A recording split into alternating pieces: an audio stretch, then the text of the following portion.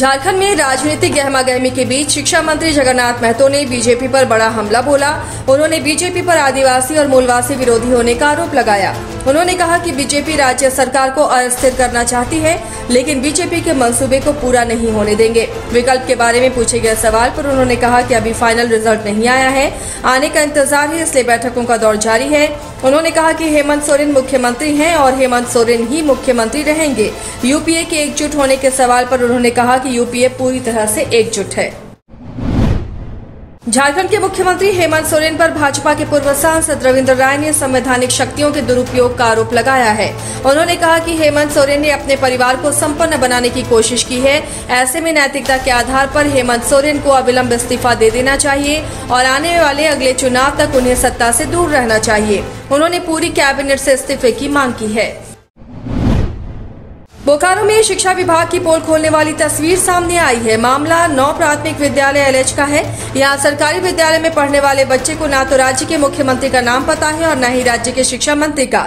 जब छात्रों से मुख्यमंत्री का नाम पूछा गया तो 5वीं में पढ़ने वाले छात्र इधर उधर ताकते नजर आए। वहीं जब शिक्षा मंत्री का नाम पूछा गया तो छात्रों ने नरेंद्र मोदी का नाम बताया। हालांकि शिक्षकों से सवाल करने पर उन्होंने कोविड काल को अपना ढाल बनाया और कहा कि कोरोना काल के कारण बच्चे पढ़ नहीं पाए, इस कारण उन्हें भी इसकी जानकारी नहीं है। इस विद्यालय में 3 शिक्षक पद स्थापित हैं और सभी सहायक शिक्षक ही हैं और कक्षा 5वीं तक यहाँ 2 ही कमरों में विद्यालय का संचालन हो रहा है।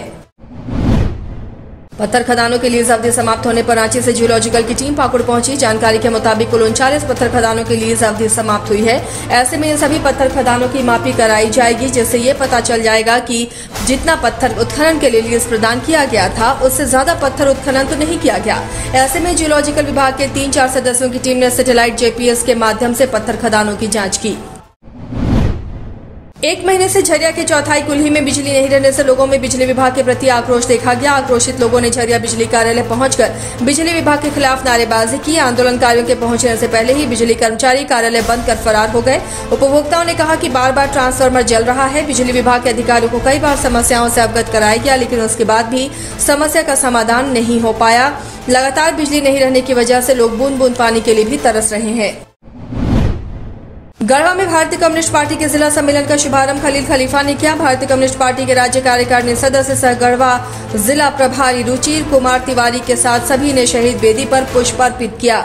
जिला सम्मेलन का उद्घाटन राज्य कार्यकारिणी सदस्य सूर्यपत सिंह ने किया। उन्होंने कहा कि देश में मोदी सरकार ने आम जनता पर महंगाई का बोझ लाद दिया है। आम जनता को मिलने वाली रियायत में कटौती की जा रही है। भाजपा के नेताओं की संपत्ति बढ़ रही है और गरीबों को 2 वक्त की रोटी भी नसीब नहीं हो रही। वहीं भाकपा नेता रुचिर कुमार तिवारी ने कहा कि देश में कॉरपोरेट राज कायम है, इनके मंसूबे ठीक नहीं हैं। हजारीबाग नगर निगम के सफाई कर्मी 11,000 वोल्ट की तार की चपेट में आकर उसकी मौत हो गई। जानकारी के अनुसार सफाई कर्मी सनशाइन अस्पताल के पास सफाई कर रहा था, इसी दौरान तार की चपेट में आ गया। इस हादसे पर सफाई कर्मियों ने कहा कि ये बिजली विभाग की लापरवाही का नतीजा है। निगम कर्मियों ने अस्पताल के सामने पीड़ित परिवार को मुआवजा दिलाने की मांग की। पतरातू प्रखंड की विचा पंचायत के सुथरपुर गांव में टावर नहीं रहने के कारण लोग परेशान हैं। दरअसल ग्रामीणों को राशन के लिए 15 किलोमीटर दूर देवरिया पंचायत जाना पड़ता है और वहां अंगूठा लगाने के बाद ही उन्हें राशन मिलता है।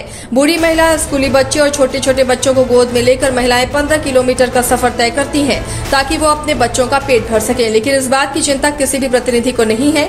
ग्रामीणों का कहना है कि 30 किलोमीटर का सफर तय करके यदि राशन मिलता है तो ऐसा राशन हमें नहीं चाहिए।